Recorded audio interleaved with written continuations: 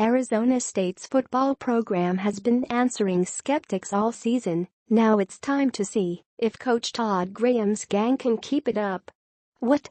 You thought I was going to lay off just because they beat a top 5 team last week and a top 25 team a few weeks before that? No way. Graham has had a break from the job security talk this week. He's earned that. But now we need to see if he can prove it wasn't a fluke against Utah on Saturday. The way ASU 3-3-2-1 has picked up its play since the start of the season and since last year has me thinking the Sun Devils could qualify for a bowl game, and I wouldn't have imagined that going into the year. I'm good about saying what I see, and I'm also good about eating my words. If Graham's gang continues this strong play, that's exactly what I'm going to have to do. This team has answered questions about its defense. At the end of the non-conference schedule, ASU was allowing opponents to convert on third down 55% of the time, last in the nation. The Sun Devils, however, held Oregon, ranked 24th at the time, and Washington, then ranked 4th, to a combined 4 for 25 on third down. There were questions about the pass protection. ASU's offense gave up 7 sacks against New Mexico State and 5 against San Diego State. The response has been a slow build, but against the Huskies, ASU gave up just 2 sacks, the lowest total of the season.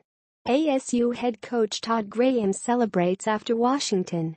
ASU head coach Todd Graham celebrates after Washington missed a field goal in the second half at Sun Devil Stadium on October 14, 2017 in Tempe. The Sun Devils defeated the Huskies 13-7. Photo, Christian Peterson. Getty Images. There's a lot of things that contributed, Graham said. We didn't hold the ball, he said, praising quarterback Manny Wilkins for quick decision-making. We got the ball out on time. We protected better. And, I think, what we did schematically helped, he said, a clear nod to the short passing game installed by offensive coordinator Billy Napier. ASU averaged 6 yards per pass attempt against Washington. Wilkins averages nearly 8.3 yards per attempt this season, good for number 24 in the nation. ASU football schedule, breaking down the Sun Devils' schedule. So, this week's questions start here. Is ASU for real? The Sun Devils have beaten highly ranked opponents, but those teams hadn't played anybody. Oregon, now 4-3, racked up a 3-0 start against Southern Utah, Wyoming, and Nebraska, which is below .500 this year. Washington, 6-1, had faced Rutgers, Montana, Fresno State, Colorado, Oregon State, and California. By contrast, Utah, 4-2, 1-2, which dropped out of the top 25 this week, is coming off close losses to Stanford and USC.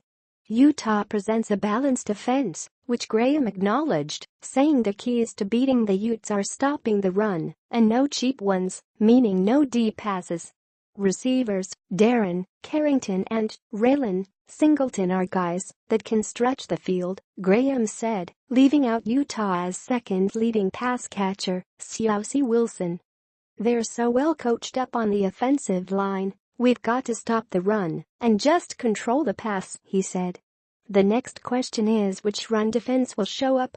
2 of the best backs in college football, SDSU's Rashad Penny and Stanford's Bryce Love, ripped the Sun Devils for more than 500 yards combined on the ground.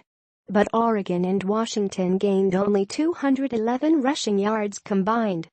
Utah's top back Zach Moss is no slouch.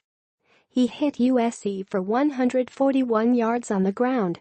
Against Stanford, Moss had 80 yards on 5.3 yards per carry.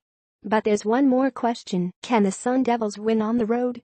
It's been more than 2 calendar years since ASU last won a Pac-12 game away from Tempe. Graham said he hasn't addressed the road losing streak with his team. Here's what I talk about, he said, playing the moment for a gag. I tell them what my overall record was on the road in the last 5 years. It was a good line. He's 12-16 on the road overall and 10-13 in the Pac-12 since taking over, by the way. He followed up the laugh line by saying, In all seriousness, I tell them, we are 0-2 on the road. It doesn't matter what happened last year. If you're a Sun Devils supporter, however, you should feel good. Graham's squad has been answering questions all season. Let's see whether they can keep it up this week.